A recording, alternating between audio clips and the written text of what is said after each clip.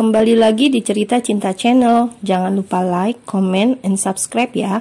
Terima kasih. Anjas terpaksa menurunkan sang istri ketika mereka masih berada di dalam lift karena Lily berulang kali berontak. Malu kesal Lily. Dia bahkan memukul lengan sang suami. Sementara Anjas hanya terkekeh saja di dalam lift itu. Saat ini hanya ada mereka berdua. Jadi untuk meredakan amarah sang istri, Anjas menarik tubuh Lily dan dipeluknya erat dari belakang. Anjas sangat suka memeluk istrinya dalam posisi seperti ini, seolah Lily benar-benar berada dalam kuasanya. Siang itu mereka makan siang bersama dengan semua sahabat. Dalam kesempatan kali itu juga, Gala mendamaikan perselisihan antara Anjas dan Robi. Tapi aku tidak main-main dengan ucapanku. Jika sekali lagi kamu menyia-nyiakan Lily, maka aku tidak akan segan untuk merebutnya, tegas Robi, hingga membuat Anjas rasanya ingin kembali melayangkan sebuah pukulan keras di wajah pria itu. Tapi belum sempat niatnya terlaksana, tiba-tiba Giselle sudah lebih dulu memukul lengan Robi. Plak! Au, sakit Sel, gerutu Robi. Lebam sisa perkelahian kemarin saja masih terasa ngilu dan sekarang malah ditambah pukulan dari Giselle. Robi bahkan sangat heran ketika melihat Anjas yang sudah dalam keadaan kondisi segar bugar. Padahal kemarin pria itu jelas-jelas lebih babak belur dibanding dia. Sementara Lily yang akhirnya mendengar secara langsung ucapan Robi itu pun sangat terkejut. Meski hanya main-main, mana boleh sahabat berkata seperti itu. Siapa juga yang mau denganmu? Aku hanya mencintai Anjas, balas Lily ketus. Usman adalah yang tertawa paling keras saat mendengar ucapan Lily tersebut. Meski semalam dia pun menangis ketika mengetahui tentang keadaan Lily saat ini. Tapi Gala yang berulang kali mengatakan kepada Usman untuk tidak perlu membahas tentang masalah itu lebih lanjut, bahkan mereka harus bisa melupakan dan menutup rapat-rapat aib tersebut. Usman bisa memahaminya. Luka tidak perlu dikorek-korek karena hanya akan membuat luka itu tak pernah sembuh. Tapi ini bukan tentang luka. Masih asik saling bertukar canda dan tawa, tiba-tiba terdengar suara ponsel yang berdering secara bersamaan di ponsel mereka berenam. Ada sebuah pesan masuk yang begitu mencurigakan hingga membuat tawa mereka semua terhenti. Kenapa pula ada pesan masuk yang datangnya sama-sama seperti ini? Gerutu Robi. Dia menyahut ponselnya di atas meja dengan kasar. Yang lainnya pun mengikuti, lantas melihat ponsel mereka masing-masing membuka pesan tersebut. Dan alangkah terkejutnya ketika isi di dalam pesan dari nomor asing itu adalah informasi tentang Lily yang saat ini tengah mengandung anak haram. Lily sangat terkejut sampai tergugu. Ponsel yang dia pegang bahkan nyaris jatuh. Anjas merebut ponsel Lily dan memastikan apakah pesan yang diterima sama, dan ternyata iya. Kurang ajar, siapa yang berani-beraninya menyebarkan ini semua? Geram Robi. Dia langsung menatap tajam kepada Anjas karena setahunya yang mengetahui tentang hal ini hanyalah mereka dan keluarga, tidak ada orang luar. Seketika itu juga Robi mencurigai Anjas yang telah membocorkan rahasia ini kepada orang lain, mengingat betapa bencinya Anjas kepada kehamilan Lily beberapa waktu lalu. Katakan, apa kamu menceritakan tentang kondisi Lily pada orang lain?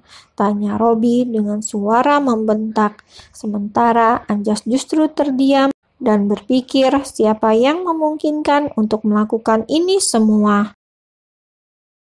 Velin, batin Anjas. Wanita itu jelas mengetahui semua akses nomor-nomor ponsel kolega dan keluarga Anjas, dan pasti Velin telah menyebarkannya ke semua orang. Tanpa banyak kata, Anjas pun segera pergi dari sana. Tujuannya hanya satu, memberi pelajaran pada sekretaris sialan tersebut. Gala, Usman, dan Robi mengejar, sementara Gisel tetap di sana memeluk Lili yang gemetar. Lili kira semuanya telah membaik, tapi ternyata dugaannya salah. Sementara itu, di tempat yang lain, di sebuah gedung tinggi perkantoran kota Jakarta, seorang pria menerima pula pesan tentang informasi Lili tersebut. Raut wajahnya yang tenang seketika berubah sendu. "Ternyata benar dia anakku," gumam pria itu. Dimas Anggara adalah salah satu kolega bisnis keluarga Dwi Guna. Di usianya yang ke-30 tahun, dia telah menduduki posisi CEO menggantikan sang ayah. Suatu hari, Dimas mengetahui tentang perselingkuhan sang kekasih Tiara. Namun, di saat dia hendak mengakhiri semua hubungan itu, dia justru dijebak dengan obat perangsang. Dimas sekuat tenaga menahan diri. Dia bahkan berlari keluar dari mobil Tiara dan menembus hujan deras di sore itu. Dia berlari di tengah derasnya air yang jatuh, berharap gejolak menjijikan itu lenyap. Namun kemudian dia justru tiba di sebuah halte bus dan melihat Lili. Di sanalah semua awal mula petaka itu terjadi. Dimas mengusap wajahnya dengan kasar, namun pembawaannya selalu terlihat tenang. Dimas tahu bahwa Lili adalah kekasih Anjas. Meski tak terlalu dekat, tapi mereka saling mengenal dan memiliki hubungan baik. Semenjak hari itu, Dimas pun selalu mengawasi Lili. Dia siap untuk bertanggung jawab. Namun kemudian Anjas justru bersedia menanggung semua yang telah dia perbuat. Mengetahui itu, Dimas pun menyingkir. Berulang kali dia berdoa di dalam hatinya bahwa luka yang pernah dia buat bisa disembuhkan oleh Anjas. Dia menghilang dan tidak menunjukkan diri pada kedua orang itu.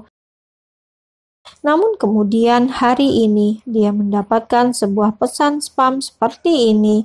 Dimas yakin bahwa pesan tersebut bukan hanya terkirim padanya, tapi juga seluruh kolega bisnis keluarga Dwi Guna. Dimas tidak akan membiarkan Lili terluka lagi. Kini dia akan muncul untuk bertanggung jawab penuh. Dia memang tak ada niat sedikit pun untuk merebut Lili dari Anjas. Dia hanya akan menjadi tameng untuk anak yang dikandung oleh wanita itu. Sementara di perusahaan Dwi Guna, Anjas segera melangkahkan kakinya lebar naik menuju ruangannya. Pria itu kini telah diselimuti oleh api amarah. Seluruh karyawan yang mendapatkan pesan tersebut pun sangat terkejut. Lantas tak heran ketika melihat atasannya itu begitu mengerikan. Robi, Usman, dan Gala pun setia mengikuti langkah Anjas. Takkan ada yang bisa menghentikan langkah kaki mereka berempat. Tiba di lantai 5, tatapan tajam Anjas langsung tertuju pada Velin yang tengah duduk di meja kerja. Sontak Velin gelagapan dan makin tercengang ketika melihat Anjas tidak datang sendirian. "Bedebah!" geram Anjas. Tanpa ampun dia menarik Velin keluar dari meja kerjanya dengan kasar, lantas ditampar dengan begitu kuat hingga wanita itu tersungkur di lantai. Bruk! Gala, Usman, dan Robi yang melihat pemandangan itu hanya terdiam dan sama-sama menatap sinis ke arah Velin. Tanpa perlu dijelaskan, mereka semua sudah bisa mengira bahwa Anjas menuduh wanita itulah yang telah menyebarkan pesan sialan tersebut. "Pak, kenapa Anda memperlakukan saya seperti ini?" tanya Velin dengan air mata yang sudah mulai mengalir deras. Bukan hanya pipinya yang sakit, tapi hatinya lebih sakit lagi dan makin terhina ketika dia dipermalukan di hadapan semua orang. Karena saat itu para karyawan pun mulai melihat keributan tersebut. Anjas tidak menjawab. Kedua matanya bergerak liar untuk mencari di mana ponsel wanita kurang ajar itu, hingga dilihat olehnya benda pipih tersebut berada di atas meja. Velin yang belum sempat menghapus semua pesan pun seketika mendelik. Dia segera bangkit dan ingin merebut ponsel itu, tapi kemudian langkahnya dicekal oleh Robbie. "Buka ponselmu," titah Anjas. Dia mengarahkan layar ponsel itu kepada Velin karena dia butuh akses pola untuk membukanya. Velin malah terus menangis, bukannya segera membuka kunci ponsel tersebut. "Buka!" bentak Robbie. Dia bahkan tak segan menjambak rambut panjang Velin. Sedikitpun dia tidak memiliki belas kasihan kepada wanita ini. Dengan terpaksa, akhirnya Velin membuka kunci ponsel itu dan akhirnya Anjas melihat semuanya. Dugaan dia benar, Velinlah yang telah menyebarkan pesan tersebut. "Bajingan, panggil petugas keamanan, seret dia keluar dari perusahaan ini," putus Anjas. "Pak, aku bisa menjelaskan semuanya. Tolong beri aku kesempatan untuk bicara," mohon Velin. Dia bahkan hendak bersujud, namun Robbie justru mendorongnya kuat hingga kembali jatuh ke lantai. Namun Velin belum menyerah untuk memohon. "Pak Anjas, ini semua tidak seperti yang Anda kira. Aku dipaksa," bohong Velin, mencari-cari alasan yang tidak masuk akal. Anjas yang geram tak tahan menunggu petugas keamanan datang, jadi dia sendirilah yang menyeret Velin dan dilemparnya keluar dari gedung ini. Sampai lagi-lagi wanita itu jatuh cukup kuat. Semua orang sontak tercengang, takut, dan cemas sekaligus. Mereka tak pernah melihat Pak Anjas semarah ini. "Aku tidak punya kewajiban untuk menjelaskan pada kalian semua tentang hidupku dan keluargaku. Jika kalian tak ingin kuusik, maka jangan pernah mengusik keluargaku," ancam Anjas pada semua orang di sana. Gala, Usman, dan Robbie lantas menepuk pundak Anjas perlahan, seolah mengatakan bahwa Anjas tidak sendiri, namun ada mereka juga.